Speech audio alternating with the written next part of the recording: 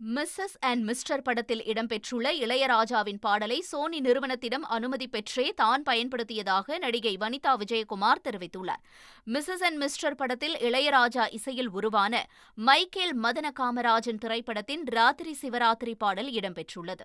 இந்த பாடலுக்கான உரிமையை பணம் கொடுத்து சோனி நிறுவனத்திடம் வாங்கியதாக நடிகை வனிதா கூறியுள்ளார். மேலும் இளையராஜா வழக்கு போட வேண்டுமென்றால் அந்த நிறுவனத்தின் மீதுதான் போட வேண்டும் என்றும் அவர் தெரிவித்தார்.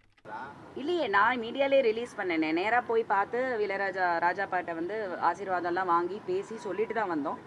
லைசன்ஸ் காசு கொடுத்து சோனி தான் ரிலீஸே பண்ணியிருக்காங்க. நீங்கள் பார்த்தீங்கன்னா அவங்க தான் ரிலீஸ் பண்ணியிருக்காங்க. ஸோ அவர் ஆக்சுவலி கேஸ் போடணும்னு நினச்சா சோனி மேலே தான் எடுக்கணுமே தவிர எனக்கும் அதுக்கும் சம்மந்தம் இல்லை. யார் கரெக்டாக அந்த பேப்பர் ஒர்க் பண்ணி கொடுத்தாங்களோ நான் பண்ணிட்டேன். அதெல்லாம் எனக்கு தெரியல. இனிமேலும் போடலாம், யாருக்கு தெரியும். சந்திப்போம், எதுவாக இருந்தாலும் சந்திப்போம்.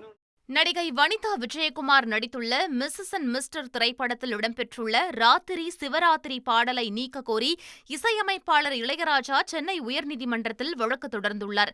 தான் இசையமைத்த பாடலை தன்னுடைய அனுமதியின்றி மிஸ்ஸஸ் அண்ட் மிஸ்டர் படத்தில் பயன்படுத்தி இருப்பதாக இளையராஜா தரப்பில் உரிமையல் வழக்கு தொடரப்பட்டுள்ளது. தனது பாடலை பயன்படுத்தியது பதிப்புரிமையை மீறிய செயல் என்பதால் உடனடியாக அந்த பாடலை திரைப்படத்திலிருந்து நீக்க உத்தரவிட வேண்டும் எனவும் இளையராஜா மனுவில் தெரிவித்துள்ளார்.